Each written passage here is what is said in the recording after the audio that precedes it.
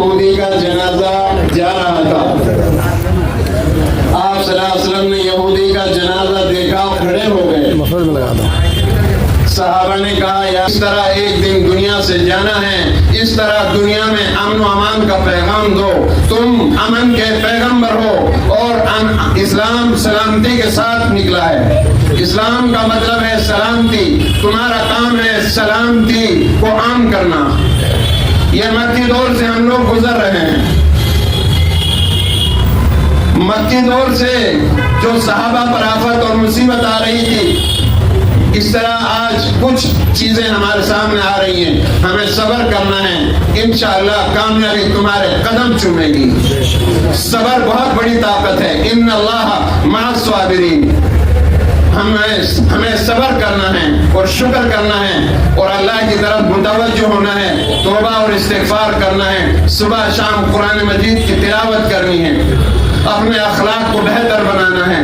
لڑائی سے بچنا ہے، جھگڑوں سے بچنا ہے، جھوٹ سے بچنا ہے، غیبت سے بچنا ہے، چغل خوری سے بچنا ہے، جوا سے بچنا ہے، زنا سے بچنا ہے، شراب جیسی چیزوں سے بچنا ہے، دیر رات تک چوک چوراہوں پر بیٹھنے سے بچنا ہے. ہمیں اپنے گھر میں وقت گزارنا ہے اور اپنا وقت کو ضائع نہیں کرنا. اور تعلیم سب سے بڑا اس وقت ہمارے پاس ہتھیار ہے. اگر آپ چاہتے ہو دنیا میں کرسی حاصل کرنا تو صرف آپ تعلیم حاصل کر لو. آپ یہ تعلیم ہمارے لیے ایسی چیز ہے کہ اس کو کوئی تقسیم نہیں کر سکتا. آپ اگر ایک ہاتھ کپڑا بھی چھوڑا ہے باپ نے، اس میں بھی وراثت تقسیم ہوگی. 1 کلو آٹا بھی چھوڑا ہے باپ نے تو دفن کے بعد فوراً اسی چارپائی پر آ کر کے نہیں، تم جو ہے اس وراثت کو تقسیم کرو. لیکن علم ایک ایسی چیز ہے کہ اس کو تقسیم نہیں کیا جا سکتا.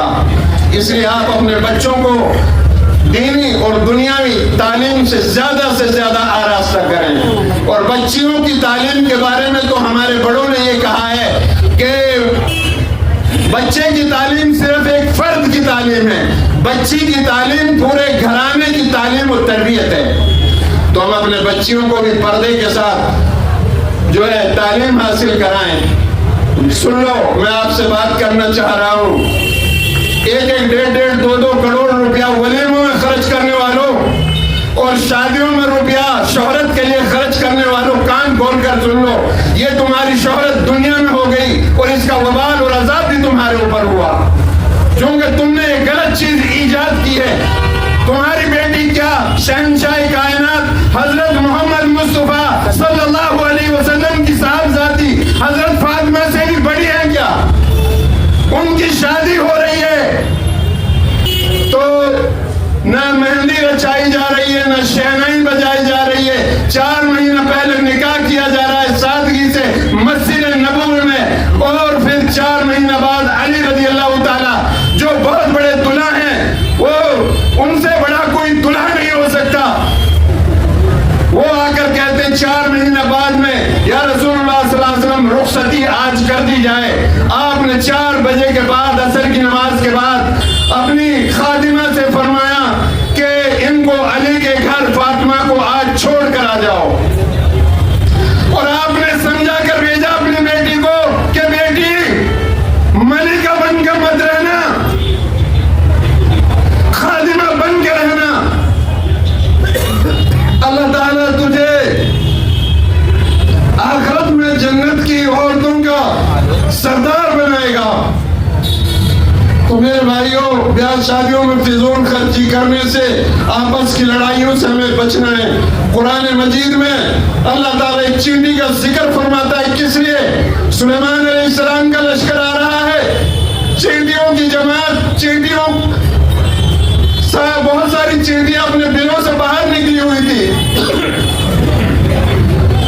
تو ایک چینٹی کو اپنی قوم کی فکر ہوئی اور کھڑی ہو کر کے چینٹیوں کو اعلان کیا، آواز لگائی، اے میری قوم کی چینٹیوں، اے میری قوم کی چینٹیوں، خبردار اپنے اپنے بلوں میں سوراخوں میں چلو. سلیمان علیہ السلام کا لشکر آ رہا ہے، کہیں بے شعوری میں تمہیں روند نہ ڈالے. ایک چینٹی ہو کر اپنی قوم کی اتنی ہمدرد ہو سکتی ہے، ایک جانور ہو کر، معمولی مخلوق ہو کر، تو ہم انسان ہو کر اپنے بھائی، اپنے مسلمان